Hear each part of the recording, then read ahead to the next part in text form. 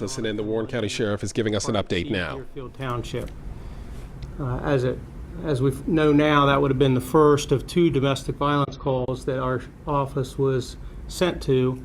That was called in by a brother and a father that was complaining about an individual that we now know as Muhammad Lagawi, age 19. In that 8:05 call, Deputy Katie Barnes arrived there to discuss with them the threats that were being made by Muhammad against the brother and father, threatening to kill them. She spent almost 40 minutes there talking to these 2 individuals to determine if they were going to file charges and that there would be some arrests made. The 2 individuals decided that they were not going to cooperate and did not want to see criminal charges filed against Muhammad. So she left.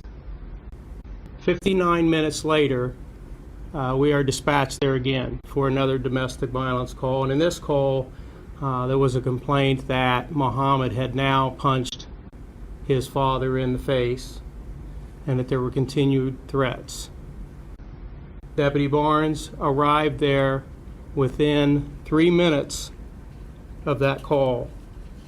Within 6 minutes of that call. When she arrived, she intentionally parked strategically, and many of you probably been down in that area, so that she could approach this apartment complex without being seen right away, to protect her safety the best that she could. And this apartment happened to be the 2nd floor of this building, and as she gets in front of the steps of this building, just so happened that Muhammad was standing at the top of those stairs and immediately opens fire. Within a minute, she is calling for help. She is reeling from the shots being fired at her. She is returning fire. And initially, unbeknownst to her, she had already been struck by one of the rounds. The investigation to this point has revealed that not only is she trying to back up to get away, but this individual is now chasing her, continuing to fire shots at her. She was eventually able to crawl over what would be some type of a sound barrier wall to get to safety, where another deputy had arrived, and at the time he had arrived, he had already been hearing the shots fired. He was able to get her out of there, take her to safety. What else was going on at the same time, as the investigation now reveals, is that there were neighbors, obviously with the sounds that were taking place outside. A couple of them come out, thinking at the time that there were firecrackers being set off. And 2 of these individuals, 2 different things happened with these 2 individuals. One decided to try to keep an eye on who we now know as Muhammad, walking around this complex with this gun, only to become face to face with him. And he was also shot at 2 different times, was unharmed, but nearly shot by this individual. The other thing that happened is this other individual that was out there actually watched this unfold with Deputy Barnes being shot at and trying to get away, and the individual chasing her. Muhammad ultimately returned back to the top of the steps to go back into the apartment. And when the father discovered that he was trying to come back in, they pulled the door shut in hopes to keep him out. Muhammad fires rounds through the door of this apartment, striking his father in the hand. Ultimately, the father comes out to chase him, to get a hold of him, and he gets away from him. Obviously, the response from our deputy getting shot at, announcing on the radio that she had been shot, and the response from the law enforcement aftermath is just an incredible response throughout this county and even surrounding counties of law enforcement and fire that come down to help set up this perimeter that was ultimately set up approximately at 10:30 last night, shutting down streets, neighborhoods, basically eliminating all movement in hopes to find this individual who was actually still on the loose with this AK-47 assault rifle. There was at least one confirmed sighting and then there were calls that ultimately, as we're all searching desperately to try to find this individual, it kind of slowed down. We had K-9 units, we had helicopters, we had resources that you would expect to see in such a manhunt, in such a very, very serious situation in a very highly populated, busy area of this county. It wasn't until about 4:30 this morning that Muhammad apparently decided to return back to the apartment. And unbeknownst to him, we had people there, obviously stationed there in preparation of conducting our investigation, doing searches of the apartments, the vehicles, and they were able to take him into custody without any incident. So Deputy Barnes was immediately transported, many of you may know, to University Hospital in Cincinnati. She was released this morning at about 2:30 to 3 o'clock this morning. She is going to recover. The round that struck her actually struck her in her lower abdomen. It did not penetrate into the muscle. However, it basically split the skin across just underneath the vest where it comes to the top of your belt. The round also damaged her inner gun belt, if you will, and she had some treatment there, but we feel pretty confident that she is going to recover from that and be able to come back and do what she does. There is the condition on the father we're really not sure of at this point. Is my understanding there may be some surgery necessary on the hand from the shooting. And I'm available for a few questions, some of which I'm sure you are well aware I might not be able to answer, but I'll certainly answer as many as I can for you. How long has she been with the sheriff's office? Deputy Barnes has been here approximately 7.5 years. She actually started in the jail as a corrections officer, and she went through the police academy and came out onto the road as a deputy sheriff in January of 2012. She's a graduate of Mason High School. Yes, somebody.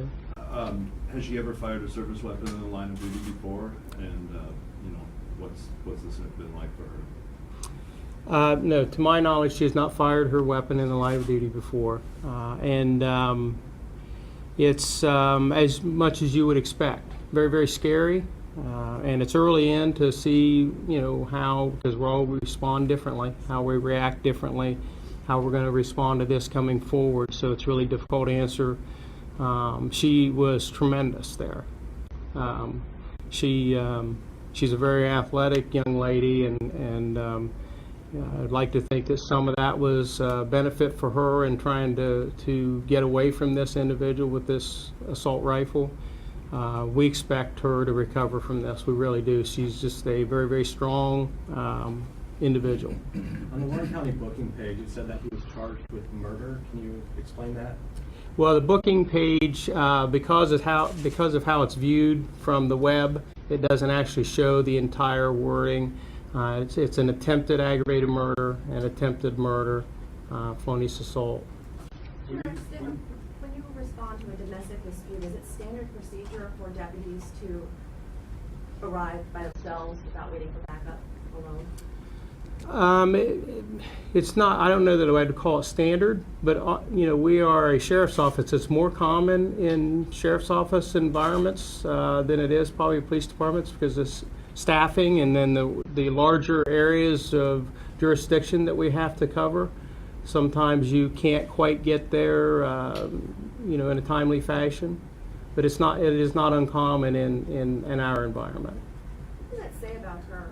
Or she was shot, but yet she kept on going to try and apprehend the situation? Well, I think we could all answer that. I mean, she was incredible. She was able to handle the radio very, very efficiently. I didn't actually hear her on the radio. I'm just standing around late this morning. Once we were able to take this person into custody and listen to the individuals working for her, that it was amazing even to them that she was that strong and that together to alert everybody else that there are shots being fired here and I've been hit. Can you talk about Mohammed's demeanor when you took him into custody? It was really kind of uneventful. I mean, he surrendered. There were no issues with him whatsoever.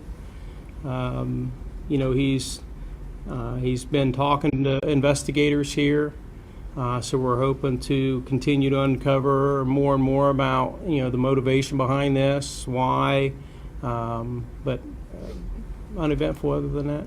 Did you recover the AK-47? We're still working on that now. Is that what they're looking for in the lake? Could be. Sheriff, when you described her being shot like of a, I hate to say a grazing shot, do you think it was just simply by luck? Maybe she was turning away, or did it deflect off of something? Because when you say getting shot by an AK-47, you're probably talking a 7.62 millimeter bullet, packs a punch. Absolutely. No, there is a lot of luck that went into this. I mean, most of us might have an understanding of what could happen if this hit her head on. And this, when you talk about a grazing, and that word kind of insinuates that it's minor, but it removed the entire skin off of her abdomen. You know, about probably what you would imagine the width of this bullet was. It just took it right off. You know, it doesn't require any surgery, but nonetheless, it was really just pure luck. I mean, and I'd like to think that her abilities to get away might have helped, you know, but yeah. To make it clear, this is a replica, not a replica, an AK-47 style weapon, it's not a fully automatic, is it? Well, we don't have the weapon yet. Right, okay, thank you. Yeah. Could you talk about the dispute between Legawi and his father and why this all started? Well, I don't really know why it started. I mean, I know what the initial call was, and the initial call was that he was making threats to kill both of them, and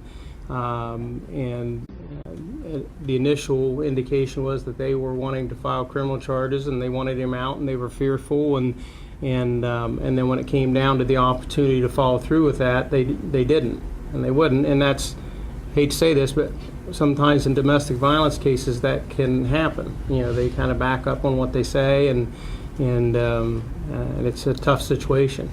Did they all live there together?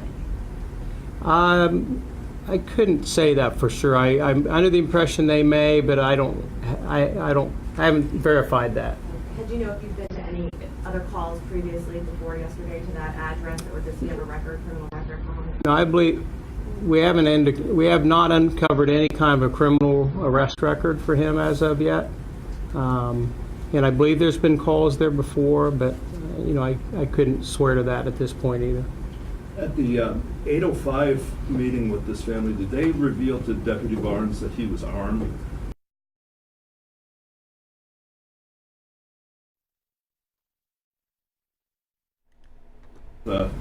An AK-47 and not say anything?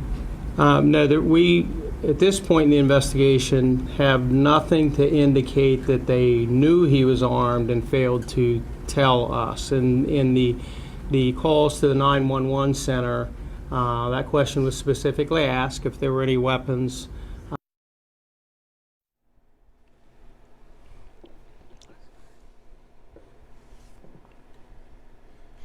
All right, so we're listening to Sheriff Larry Sims there out in Warren County, giving us an update now on the latest on the arrest of Mohammed Abdul Legawi. We heard details now as the investigation proceeds about the encounter that the Warren County Deputy Katie Barnes had when she arrived at the location, at the apartment complex there. And they were called out twice, so we learned that Deputy Barnes had been there twice, the first time about 40 minutes, and the brother and father said that they did not want to press charges at that point. And then eventually they were called back because the suspect came back, altercation, physical, he punched his father. They were called again, and in fact, Deputy Katie Barnes was the one who showed up.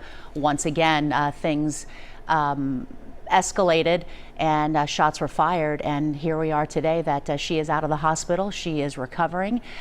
Sheriff Sims describes her as incredible, that she took a shot to the stomach by an AK-47, continued to do her job, very calm on the radio.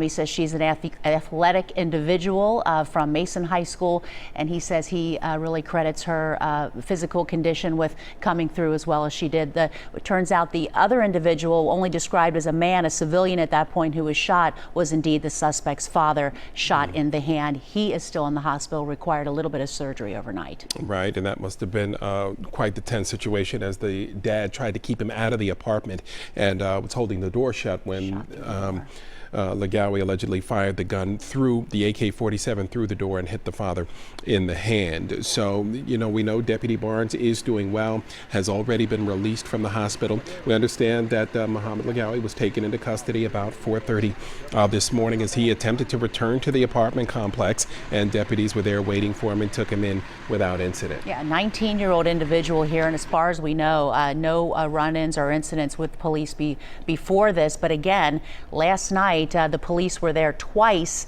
because of a domestic violence situation involving this 19-year-old and his father and brother, who also live inside this apartment. This is Deerfield Township, the Orchards Apartments. Very familiar with the area. I mean, if you are in this area of Warren County, it's right around the Langdon Shopping Center, the big Kroger store. A lot of people know where that is. And that's why Sheriff Sims said that they had a huge response out there with K9s, helicopters, and of course all officers from their district and of course the surrounding jurisdictions as well, to try to get this situation under control as quickly as possible with an individual running around with a AK-47 at this point, we were told. It was a really scary time overnight. We heard from many residents in this apartment complex. WLWT was on until at least 1:30 in the morning, getting reaction from residents who were legitimately and genuinely frightened that this was happening. As some neighbors telling us that, you know, they're very close to Kings Island. You know, the fireworks go off every night at Kings Island at 10 p.m. They've heard it before. They know the drill, but something sounded different. These witnesses said just the cracking, the shots, it sounded different. As Sheriff Sims just reported, a couple of these neighbors came outside, saw what was going on, and in fact saw Legawi with this AK-47, and it turned into an extremely chaotic situation. Right, and they're extremely lucky because they came face to face with him. Yes. When they came outside after they heard the commotion, they heard the cracks of the weapon and thought they were firecrackers, thought there was some kind of fireworks, and came outside to investigate and happened to run into him. And then they tried to keep an eye on him for authorities when they realized what was going on and saw the officer being shot at and being hit. And to her credit, she was amazing to be able to get away and to be able to call for help so they could start the response team and get folks out there to try to get out there to keep anyone else from getting hurt. So we are lucky that more individuals weren't hurt, and we're lucky that the deputy wasn't seriously injured. That was such a great news to hear when this was still unfolding, when this suspect was still not captured, is that Katie Barnes, you know, taken to the hospital, taken to UC Medical Center, and is out, treated and released. You know, what a relief. That was a great turning point in the story. And then, of course, when Legawi is finally arrested some 7 hours later, and this affected literally thousands of people. There was a shelter in place for many hours overnight in the Deerfield Township area. And then people who weren't home at the time yet when this went down couldn't get back to their houses. So there were sometimes 50, to 60 people standing in these parking lots waiting to try to get back in their neighborhood. Right. So that shelter in place was lifted about 4:45 this morning, sometime just before 5 a.m. So it made for a difficult evening for folks. They obviously didn't get a lot of rest. We heard folks on social media and Twitter this morning talking about being able to get into the house just in time to get turned around and head out the door for work. So a huge inconvenience, but nevertheless a great job, a great response by authorities out there to get this situation under control relatively quickly. Again, the suspect, Mohammed Legawi, facing a number of charges, including attempted aggravated murder, attempted murder, and felonious assault. So he's probably going to face multiple counts on each of those charges, at least. Yes, and as we mentioned, his father is still in the hospital. We believe he is at Bethesda North. He was shot in the hand, required required some surgery. The other person shot, of course, to recap that, is Deputy Katie Barnes. She has been with the Warren County Sheriff's Office for 7.5 years, from this area, went to Mason High School. Before that, she was a corrections officer. She worked in the jail and went back to school, took the training to become a sheriff's deputy. And again, Sheriff Sims sounding very proud of his deputy. He called her a young woman, a strong individual, athletically, and he believes that probably helped her get through this just harrowing situation with and be released from the hospital. And it sounded like she's well trained, because this was the first time she had to fire her service weapon in the line of duty. We heard the questions there being asked to the sheriff, had she fired her weapon in the line of duty before, and he said not. She had not. Right. So her response, and thanks to her training, probably saved her life at this point. But again, Legawi was taken into custody without incident, as somehow he must have come to his senses and just returned home. And deputies took him into custody without incident. He did not have the weapon. So we understand that there is a search going on near the apartment complex in that Landon Square area. You're seeing still authorities in the weeds out there trying to look for that weapon. So the weapon is still out there. He did not have it with him when he was taken into custody. Which is, that's worrisome. Obviously the gun could be loaded, and Sheriff Sims, I kind of like, he didn't really want to talk about it in terms of the weapon. So they could have it, but have not confirmed that this is indeed the weapon. But again, that is unconfirmed. So as far as we know right now, it has not been recovered. Right. And of course, they don't want to compromise their investigation, so they're only going to give us so much information. It's basically on a need-to-know basis right now. But the pertinent facts remain that the suspect, Mohammed Abdul Legawi, is in custody right now and facing a laundry list of charges, including attempted murder, attempted aggravated murder, and felonious assault. Again, it all started at 8:05 with the first of those domestic disturbance calls, and apparently there were some threats being made and some threats on their lives from the father and brother. And we were just getting more information on that aspect of the story when we lost our signal there. And we're working to get that back for you for sure. The news conference is still going on, but we are giving you all the information from the news conference as it happens. We have producers and managers right now watching it, listening. All the information that is pertinent to the case you are getting from us as we speak. But as Mark mentioned, yes, they were called to this apartment, and the second time, and Deputy Barnes, she was there a large part of the evening. The first time she was there for 40 minutes talking to family members, because the father and the brother were having a hard time with this suspect, but they decided they did not want to press charges. She leaves, and 59 minutes later they're dispatched there again. Right. So this was a tense situation. Again, I just talked about her training a moment ago. When she returned for that second call an hour later, the sheriff tells us that she strategically parked her police vehicle down around the block so that she could approach without being seen. And then she came face to face, allegedly, with Legawi on the staircase. So she was probably at the bottom of the staircase. He was at the top, the way the sheriff described it, and he opened fire on her. So she was basically a sitting duck at that point, but was able to get out of the way. Fortunately, he didn't hit her, or he grazed her by the time, because he fired multiple shots, according to the sheriff. So again, this was a really fortunate situation for Deputy Barnes. And the reaction from the neighbors who live in the area, of course, they don't see this at all. I don't want to say they don't see this every day. They probably don't see it at all, and have never experienced something like this. But coming out and hearing, these shots again, Kings Island's so nearby, and it is the season for Kings Island. Every night at 10, you can count on it. The fireworks are going to go off, but something, according to the witnesses we talked to last night, just sounded different. They came out of their apartments, and lo and behold, those funny sounds they heard came from an assault weapon. Yeah, an AK-47. Again, the sheriff's office still looking for that weapon. As Sheriff Sims said, that they did not locate that weapon. So I'm sure that is their top priority right now, is locating that weapon now that they have Legawi in custody. So just to wrap up for you right now, a situation last night that happened in Warren County, Deerfield Township. A suspect fired shots, hit a deputy, a female deputy, Katie Barnes. She was treated and released from the hospital. The suspect's father was also shot in the hand, had to have some surgery. He still remains in the hospital, but will recover. Yeah, we'll continue to update the story for you throughout the morning on air and online, of course. And of course, at noon, we'll have a full report for you. In the meantime, this has been breaking news coverage. We're going to return you to regular programming, and we'll be back in a few moments with another news update.